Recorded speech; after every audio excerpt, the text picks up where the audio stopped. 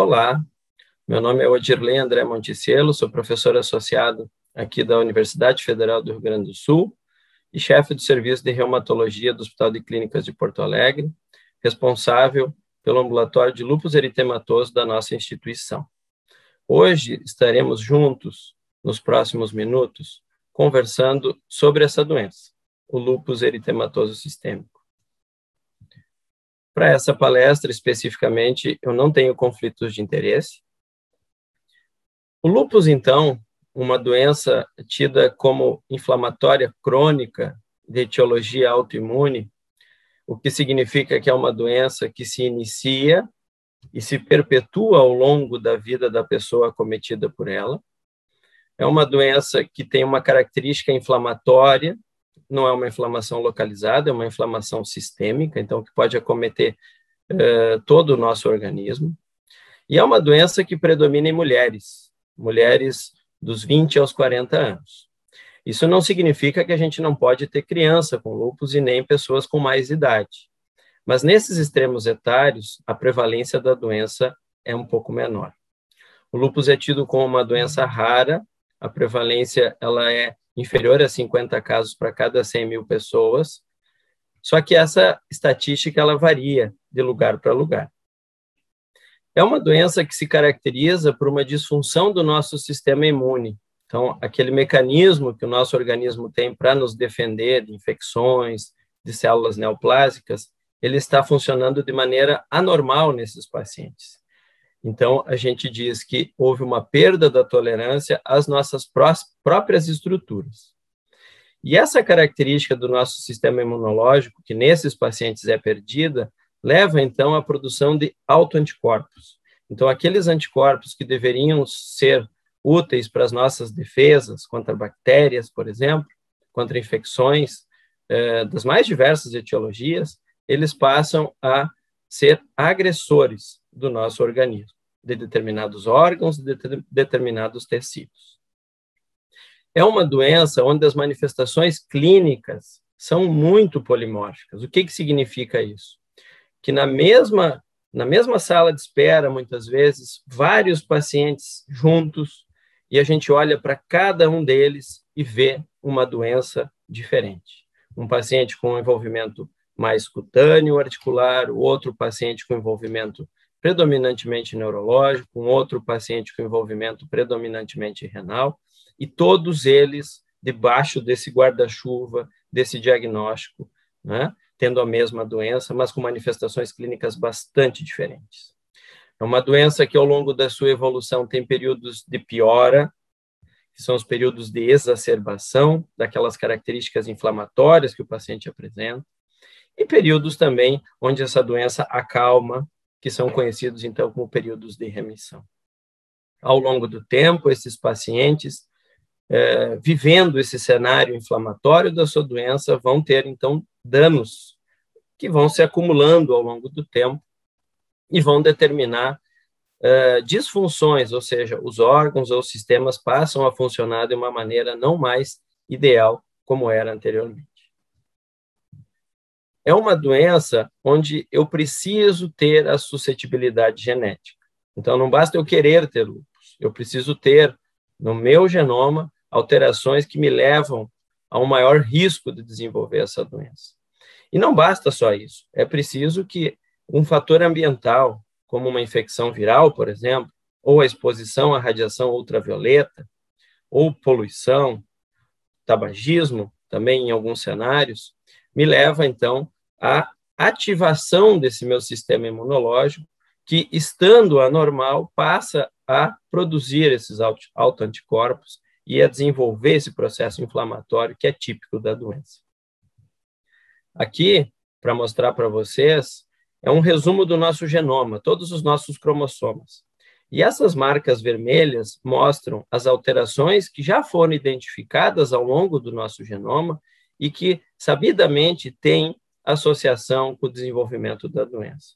E por que eu mostro isso? É para mostrar para vocês que não existe um gene único, é um conjunto deles que levam esse indivíduo, essa mulher jovem, a ter um maior risco de desenvolvimento da doença. Existem algumas situações onde um determinado gene, uma determinada anormalidade genética é capaz de desenvolver a doença, mas essas situações são extremamente raras. E por que as mulheres? Né? Se fala muito da questão hormonal, né? Por isso essa faixa etária de predomínio da doença entre os 20 e os 40 anos. Mas não é só o estrogênio que está envolvido nisso. Ele é um fator importante, sim, mas existem também alterações genéticas que podem fazer com que as mulheres tenham um maior risco de desenvolver a doença, e aqui a gente tem algumas explicações. Genes que são localizados no cromossoma X, alguns estudos que mostram uma prevalência maior de lúpus nessa síndrome de Klinefelter, onde eu tenho um X a mais no genoma, ou uma diminuição da prevalência de lúpus na situação conhecida como síndrome de Turner, onde eu tenho um X a menos. Né? E tudo isso leva, então, ao efeito genético cumulativo relacionado ao cromossoma X. E esses fatores todos explicam por que as mulheres são mais acometidas por essa doença.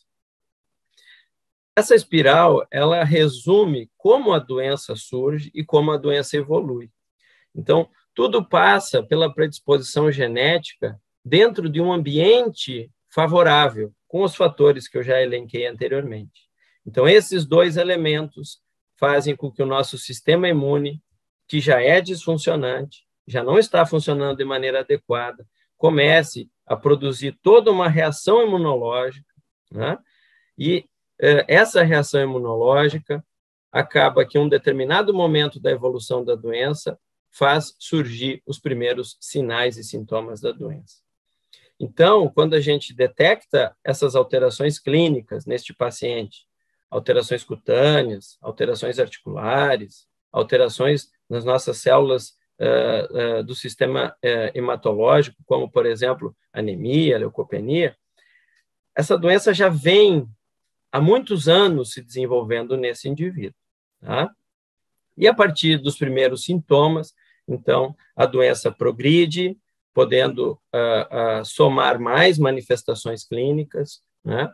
E levar ao dano, né, que eu comentei anteriormente, que aí levaria a uma disfunção permanente de um determinado órgão ou tecido do nosso organismo. Aqui um resumo das manifestações clínicas que podem acontecer nessa doença. Então, desde manifestações neurológicas, como convulsões, alteração da percepção da realidade, como psicose, perda de capacidade cognitiva, então a pessoa começa a ter diminuição das suas funções mentais, sensibilidade à luz, o rash malar em asa de borboleta, que é muito característico da doença e também muito assim conhecido dos pacientes, né? Lesões de lúpus cutâneo subagudo, que veremos nos próximos slides, lesões de lúpus discoide, inflamações envolvendo, então, o coração, a miocardite, a endocardite, a inflamação renal, a glomerulonefrite. É uma doença que pode cursar ao longo da sua evolução com febre, com emagrecimento, com perda de cabelo, inflamação do pulmão, então pleurite, né? Diversas anormalidades hematológicas, como anemia, leucopenia, linfopenia, então diminuição dessas células, diminuição das plaquetas, plaquetopenia, artrite, então inflamação das nossas articulações, das nossas juntas. Também aumento dos nossos linfonodos, então começam a surgir ínguas, né, em determinados perfis de pacientes, aumento do fígado, aumento do baço. Tudo isso pode acontecer com a manifestação clínica da doença e isso pode variar de paciente para paciente. Do ponto de vista laboratorial, o FAM é importante para o diagnóstico, lembrando que FAM não é sinônimo de lúpus, tá? O FAM ele pode ser positivo em diversas outras situações, inclusive em indivíduos normais, indivíduos que a gente chama de ígidos, né? Anticorpos específicos da doença, ou seja, aqueles que são encontrados quase que predominantemente, exclusivamente em pacientes com lúpus, como anti-DNA de dupla hélice, anti-Smith, anticorpos que se associam com algumas manifestações clínicas, como anti-RO e anti-LA, principalmente com manifestações cutâneas, anti-P ribossomal, com manifestações neurológicas, os anticorpos antifosfolipídios, que vamos comentar um pouquinho mais adiante, mas que se associam com tromboses nesses pacientes. Então, o paciente com lúpus, tendo esses anticorpos, tem um risco maior de fazer trombose venosa, trombose arterial. a questão da influência na gestação, levando a perdas gestacionais, a abortamentos. Então, outros exames, como cumbis direto relacionado à anemia hemolítica, onde eu tenho destruição das hemácias pela própria doença, e consumo de complementos, geralmente C3 e C4, que refletem, em grande parte dos pacientes, a atividade de doença. E agora a gente vai comentar um pouquinho sobre cada uma dessas manifestações, para que vocês entendam e, diante de um cenário favorável, possam lembrar desse diagnóstico, né, quando estiverem junto com algum paciente tendo essas queixas. Então, manifestações cutâneas, como o eritema facial, aqui à esquerda, né, um rash, um eritema, uma vermelhidão, que geralmente poupa o sulco nasolabial, né? Aqui, lesões de lúpus cutâneo subagudo, então, áreas com essas placas elevadas, né, vermelhas, e que tem uma característica de estarem localizadas em regiões do nosso organismo que têm contato com a luz solar ou a luz de lâmpadas artificiais. Aqui também lesões de lúpus cutâneo subagudo, que muito se assemelham a lesões desencadeadas por infecções fúngicas, tá?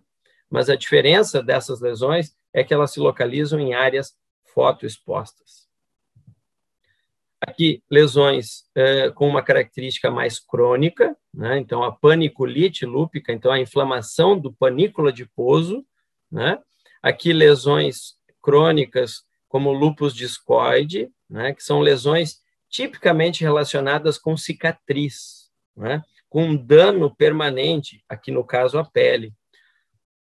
O lúpus hipertrófico, né? Então, com lesões aqui já com descoloração, com perda de melanina, cicatriciais, né? Alteradas com áreas proliferativas, né? Levando a esse diagnóstico, né, cutâneo da doença. Então, tudo isso podendo acontecer num paciente com lúpus. O eritema pérneo, né, que é uma manifestação que pode acontecer no lúpus eritematoso sistêmico, mas não é exclusiva dele. A gente tem outras situações, outras doenças onde o eritema pérneo pode acontecer. E o eritema pérneo é interessante porque é essa reação inflamatória com muito prurido que acomete principalmente extremidades e ela é desencadeada pelo frio. Então, em áreas onde o clima tem uma temperatura mais baixa, a gente acaba observando essa manifestação mais frequentemente. Aqui, lesões do lúpus túmido também acometendo a face. Olhem só, lesões de pele crônicas, né, com cicatriz nas mãos, lesões de lúpus discoide no pavilhão auricular, que também é uma região bastante característica, né? Muitas vezes o diagnóstico diferencial aqui é com psoríase, né? E a diferença é que a psoríase costuma melhorar com a exposição solar e a lesão do lúpus discoide, ela geralmente piora, e piora bastante. Aqui, lesões de lúpus discoide acometendo o couro cabeludo, levando, então, a uma perda permanente de cabelos, o que a gente chama de alopecia cicatricial. Uma outra característica marcante da doença são as úlceras orais, as feridas na cavidade oral, cavidade nasal. Aqui eu demonstro um exemplo. São úlceras geralmente pouco dolorosas e que é preciso a busca ativa por elas. O médico tem que examinar, muitas vezes, para detectar, porque o paciente pode não se queixar dessas úlceras na consulta.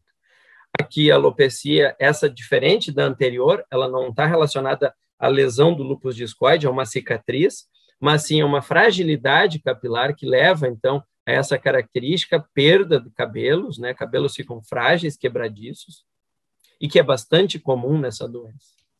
Outras lesões cutâneas, aqui eu trago o exemplo de uma vasculite. O que é uma vasculite? É uma inflamação da parede do vaso que leva à destruição do vaso, e isso, então, acaba ocasionando lesão do tecido envolvido, aqui no caso a pele, né? A gente também observa ao fundo o livedo reticular, que é esse rendilhado aqui da rede vascular subcutânea, que acaba a gente vendo com mais nitidez nesses pacientes e que se exacerba muito no frio. Uma outra característica relacionada à vasculatura é o fenômeno de Raynaud, que os pacientes referem como alteração da coloração das extremidades dos dedos das mãos, dos pés, onde eu tenho uma palidez, eu posso ter cianose, eu posso ter um eritema acentuado dessas extremidades. né? E que pode acontecer no lúpus aí em mais da metade dos pacientes. Eu posso ter manifestações articulares, então a inflamação articular, ela também faz parte do contexto clínico do lúpus, e quando essa inflamação articular se torna crônica com o passar dos anos, uma artropatia pode ser detectada, uma artropatia crônica, como a artropatia de Charcot, e aqui a gente observa, né, como a mão do paciente acaba ficando ao longo da evolução da doença.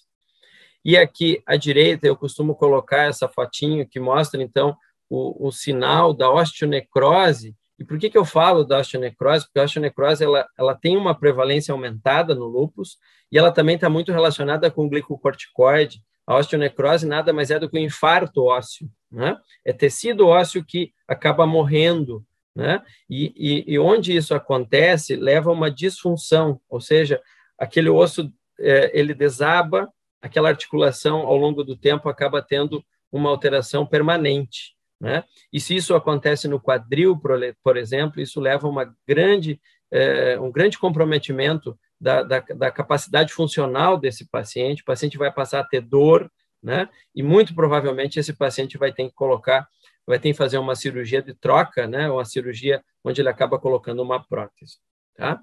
E isso está muito relacionado com a doença, mas também está muito relacionado com o tratamento da doença, principalmente o glicocorticoide. Inflamação de membranas serosas, então aquela membrana que reveste o pulmão, que reveste o coração, e aqui eu mostro para vocês duas situações, um raio-x com o tamanho do coração normal e aqui com o tamanho do coração bastante aumentado, mostrando então que a inflamação dessa membrana que recobre o coração leva a um acúmulo de líquido, e esse acúmulo de líquido ao redor do coração é conhecido como pericardite. E a pericardite pode acontecer nesses pacientes. E como que eles vão se manifestar?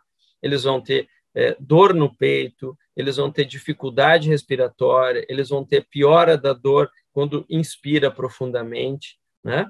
Então, nesses casos, a gente precisa investigar essa situação clínica que pode estar acontecendo nesse perfil de paciente.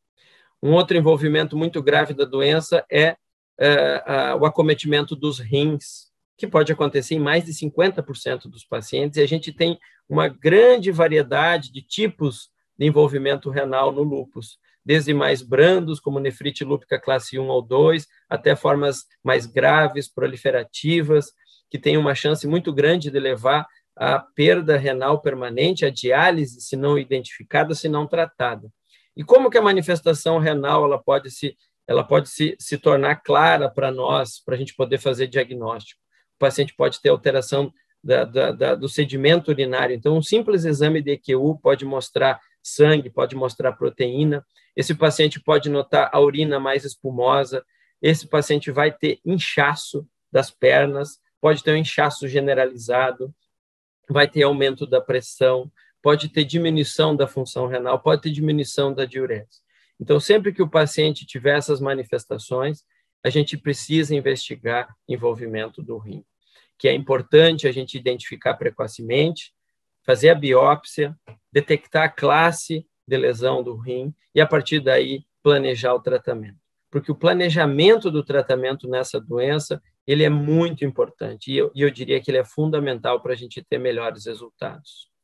O envolvimento do lúpus do sistema nervoso tanto central como periférico, né? Então, que a gente conhece como neurolúpus. O neurolúpus ele pode ser desencadeado por alterações tanto vasculares, então o acidente vascular encefálico, quanto alterações inflamatórias que envolvem todo o cérebro, podem envolver a medula, podem envolver nervos periféricos, né? E o paciente aí pode ter várias manifestações clínicas, como eu falei antes, psicose, pode ter alteração cognitiva, o paciente vai começar a ter déficit, né, cognitivo, vai começar a ter dificuldade para aprender, vai começar a ter dificuldade para lembrar. Esse paciente pode ter inflamação da medula, então podendo ter perda de movimento dos membros. Esse paciente pode ter envolvimento dos nervos periféricos, então neuropatias, né? Quadros psiquiátricos também são mais comuns nesse paciente, como depressão e ansiedade, né? Alterações do sangue, alterações ditas hematológicas. Então, esse paciente vai ter anemia. Anemia é muito comum no lúpus. Anemia mais de doença crônica. Essa anemia que eu elenco aqui, anemia hemolítica, ela é menos comum, mas ela é mais grave, onde a gente tem a destruição das nossas células vermelhas, né?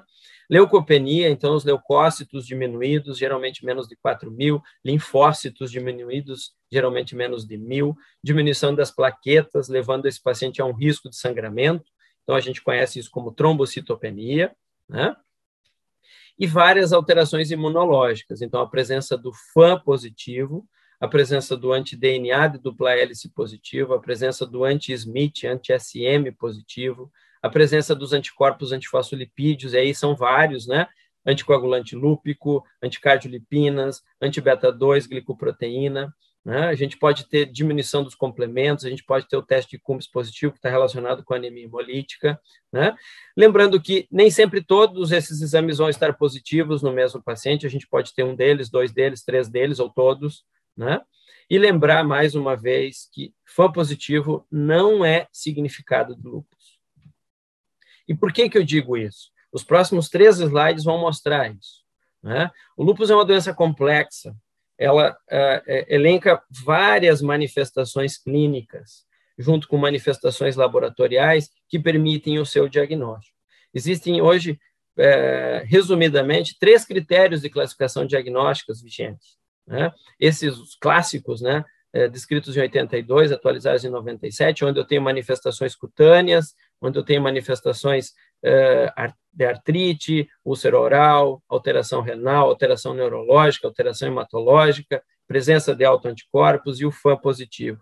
Então, esse critério, 4 deles, né, são 11, eu tendo 4 deles, permitiria que eu classificasse esse paciente como tendo lúpus eritematoso sistêmico. Lembrando que isso vale muito mais para a pesquisa clínica do que para o nosso dia a dia. Muitas vezes o paciente pode ter lúpus e não preencher todos esses critérios. A ferramenta ela não é ideal, né? Ela não é perfeita. Tanto é que a sensibilidade, a especificidade, olha, a sensibilidade de 85%, a especificidade um pouco maior. A gente tem uma outra ferramenta mais atual, que foi descrita em 2012, onde divide esses critérios em critérios clínicos e critérios imunológicos. E aqui são muito parecidas com as anteriores, né? Então, envolvimento cutâneo, articular, inflamação das serosas, pericardite, pleurite, inflamação dos rins, alterações neurológicas, hematológicas, leucolinfopenia e trombocitopenia, então plaquetas baixas, associadas a critérios imunológicos, como os descritos anteriormente, tá? Essa ferramenta também não é perfeita, tá?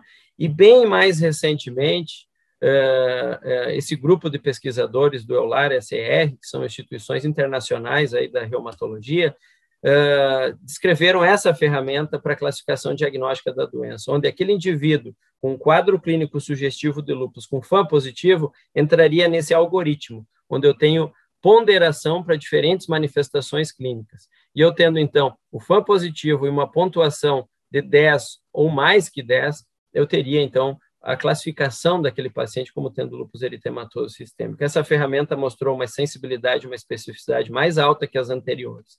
E talvez no futuro passe a ser usada mais frequentemente.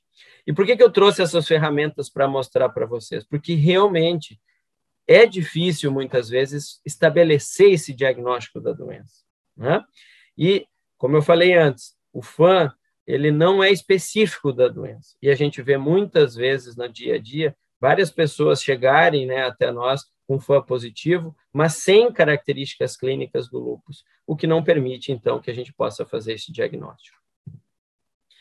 A evolução do tratamento da doença, ela foi notável nos últimos 50 anos do século passado e nos primeiros 20 anos deste século, né?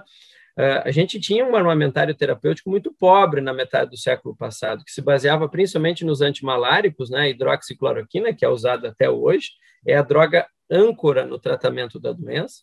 A gente tinha anti-inflamatórios, o corticoide, naquele momento, acabava de ser descoberto, o aspirina, né? O acetilsalicílico, né? Utilizado também para o tratamento da doença, mas hoje utilizado mais como prevenção para a doença cardiovascular. E o tratamento evoluiu muito. A gente agregou inúmeros imunossupressores, né?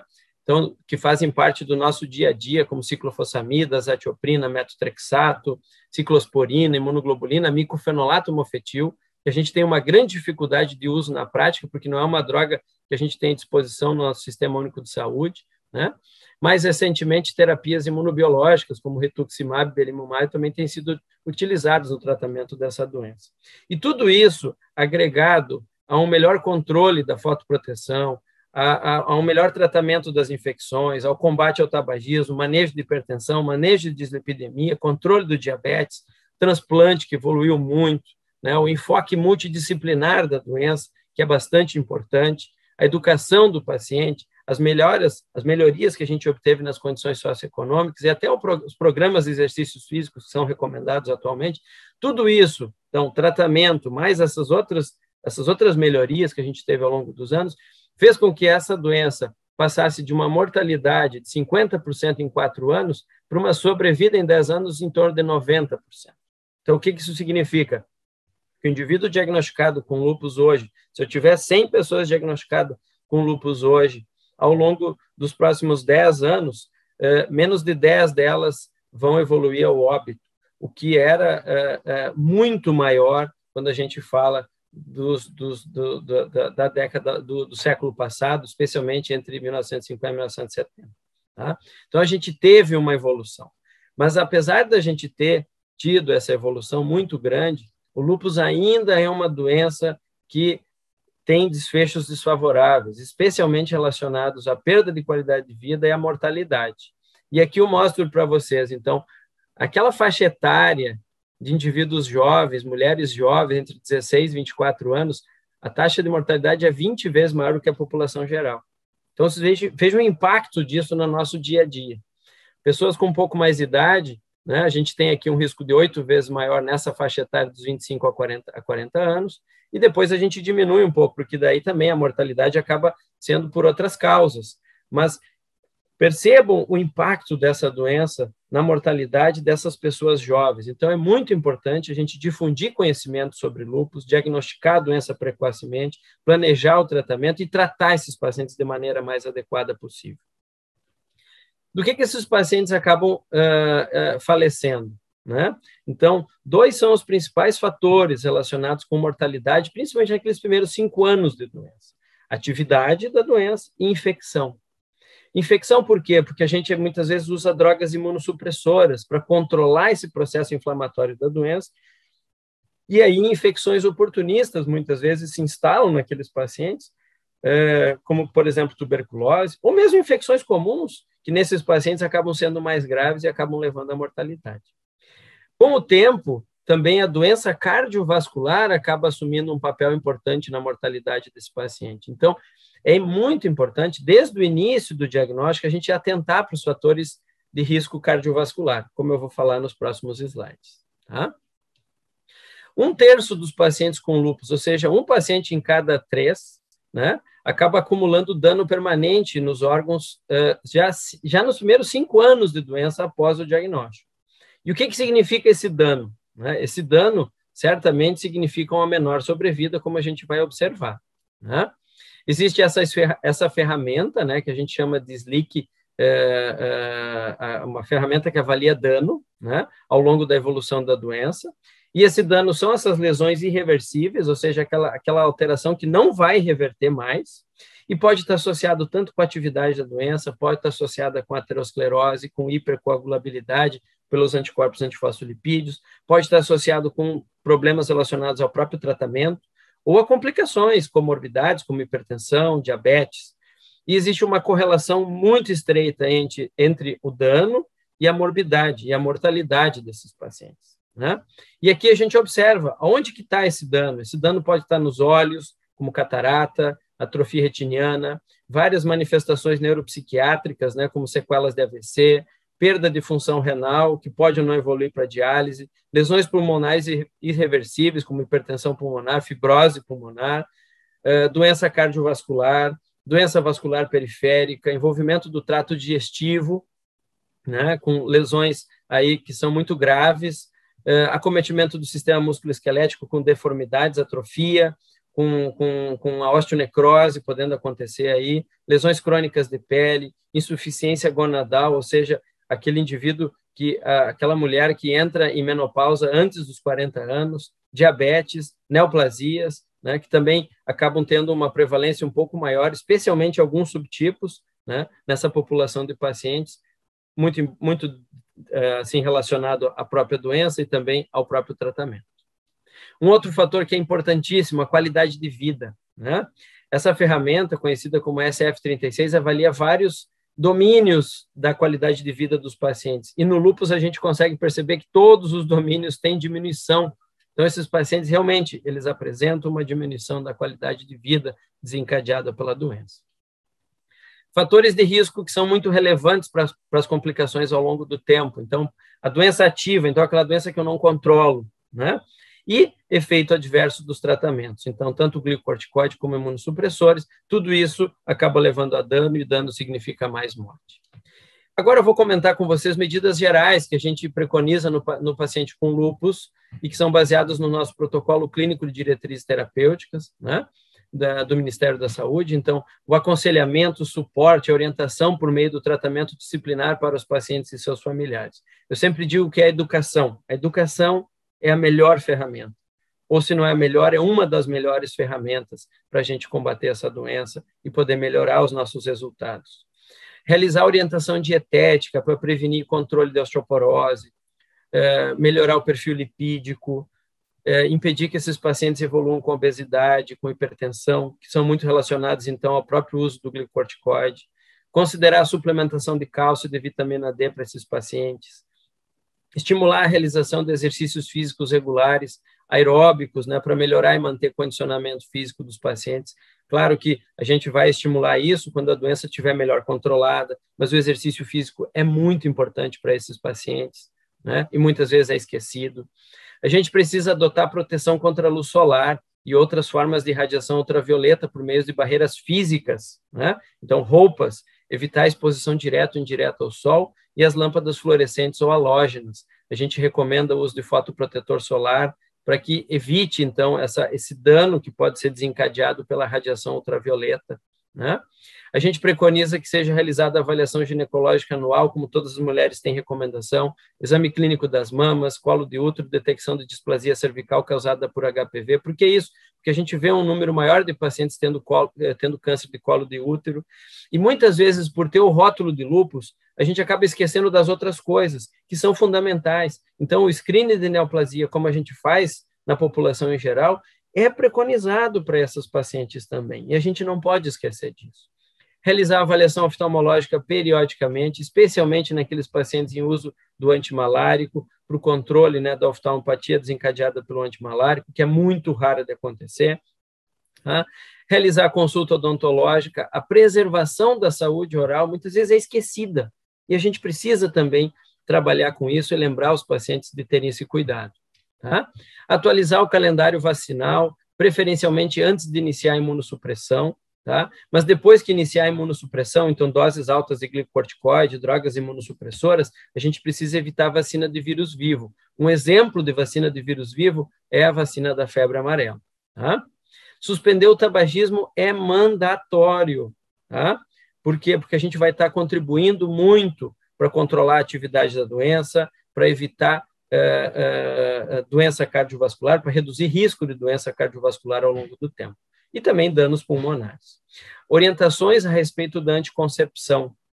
Então, havendo necessidade do uso de anticoncepcionais orais, dar preferência para os sem ou com baixa dose de estrogênio. Então, a gente precisa cuidar muito a questão do estrogênio, do anticoncepcional nessa paciente, né?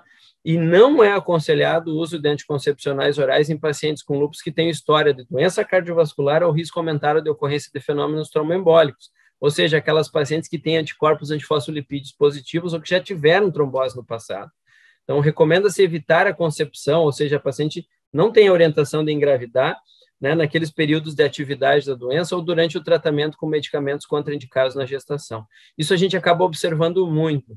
A gente tem que estar muito próximo do paciente para acompanhar até a vontade dela de gestar, porque a gente vai ter que escolher junto com a paciente o melhor momento, ajustar os tratamentos, controlar melhor a doença, né?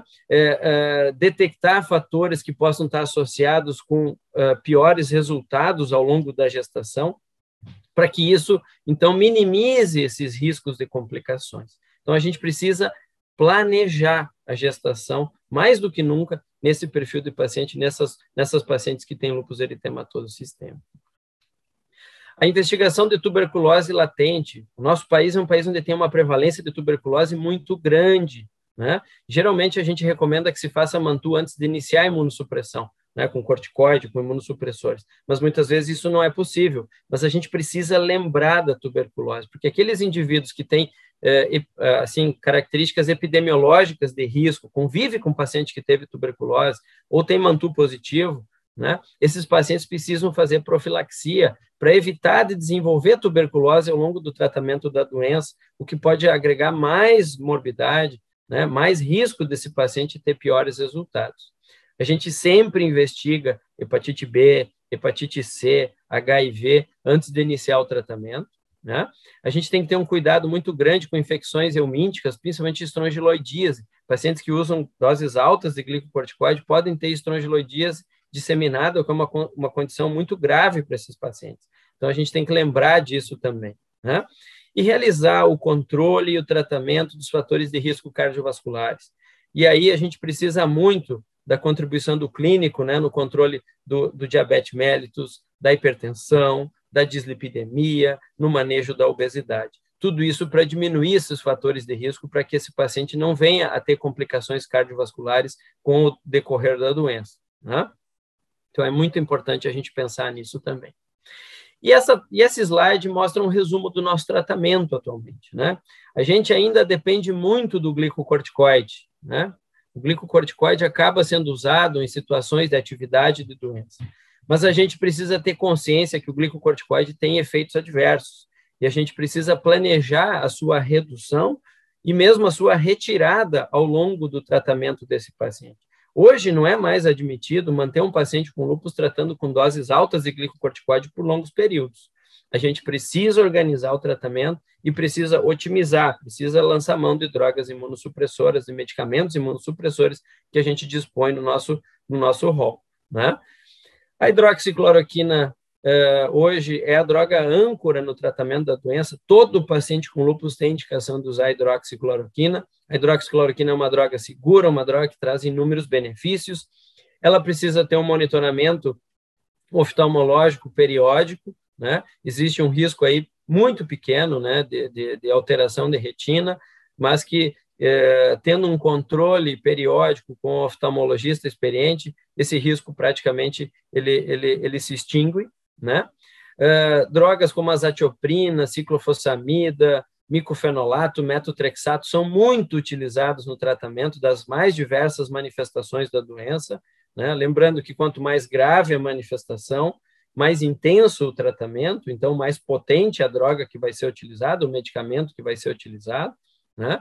Existem também drogas novas aí que estão sendo estudadas e que algumas delas até já são utilizadas como medicamentos que bloqueiam o bli solúvel, como o belimumab, drogas que depletam linfócito B, como o rituximab, né, que só podem ser utilizadas no tratamento da doença. E, felizmente, existem outras medicações que estão em estudos, né? A gente tem várias pesquisas com novas drogas aí no tratamento do lúpus e talvez no futuro a gente tenha outras opções terapêuticas aí para oferecer para esse perfil de paciente, tá?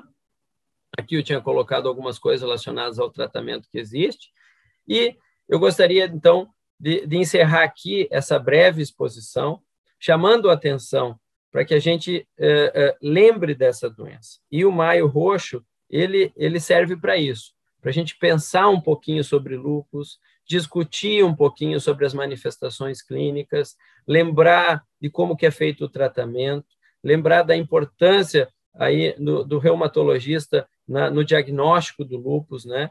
Que sem dúvida é o médico que mais estuda essa doença de uma maneira global, né? Tudo isso para quê? Para que a gente consiga reduzir a mortalidade, melhorar a qualidade de vida desses pacientes, melhorar os desfechos, né, de uma maneira geral. Aqui tem o meu contato, né? Eu fico à disposição e agradeço a todos pela atenção.